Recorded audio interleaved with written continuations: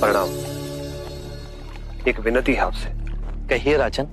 पिछले कई दिनों से मेरे स्वप्न में मेरे पिताश्री आ रहे हैं। मैंने ब्राह्मणों से भी इसका अर्थ पूछा तो उनका कहना था कि तुम्हारे पिताश्री को शांति नहीं मिली, उनके लिए पूजा करनी हो, यज्ञ संपन्न करना होगा। आप तो परम ज्ञान का स्वरूप है, तो विनती है आपसे कि पूजा विधि आप ही के हाथों से हो, जो मेरे पिताश्री तक पहुंचे, उन्हें मुक्ति मिले, जीवन मरण के इस चक्र से वो मोक्ष पाले। अवश्य राजन।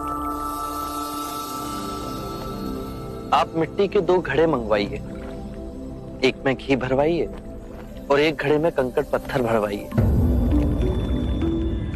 और उन दोनों घड़ों के मुंह कपड़े से बंधवा दीजिए और उन्हें लेकर नदी के तट पर आइए।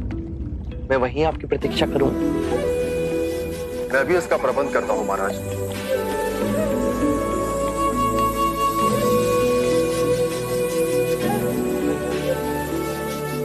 महाराज, अब आप इन दोनों घड़ों को पानी में डाल दीजिए।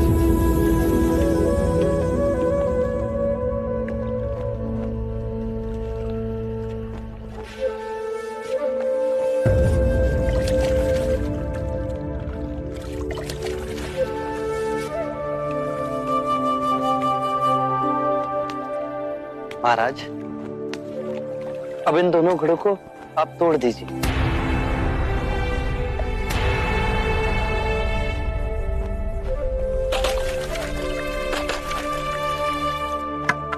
महाराज, अब आप ध्यान से देखिए कि ऊपर उठ पानी पर तैरने लगा। अब बताइए, मेरे या किसी और के पूजा पाठ करने से क्या ये घी नीचे बैठ सकता है? असंभव।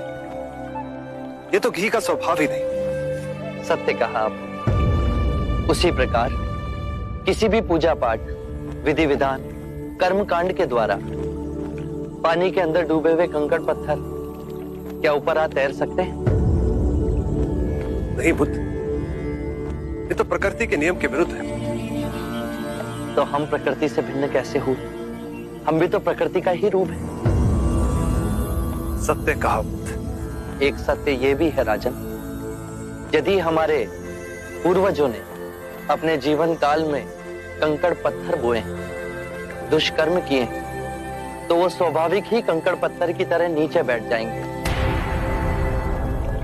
और यदि उन्होंने अपने जीवन काल में सत्कर्म किए तो स्वाभाविक ही घी की तरह ऊपर आ तैरने लगेंगे।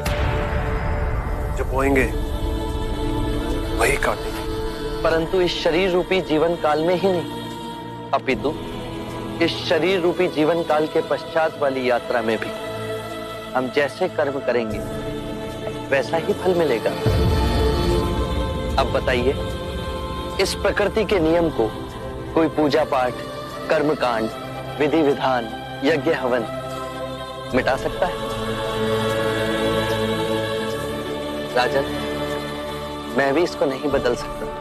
केवल अच्छे कर्म ही मनुष्य की मुक्ति का द्वार खोलेंगे। ये कैसी तलवार है आपके हाथ में, जो एक क्षण में सारे झूठ काट केवल ज्ञान को प्रकाशित करती है? ना जाने कितने जन्मों और भटकता में यदि आपकी कृपा ना होती, इस एक क्षण में आपने अपनी अदृश्य तलवार से मेरे अहंकार का सर भी काट दिया। धन्य है प्रभु।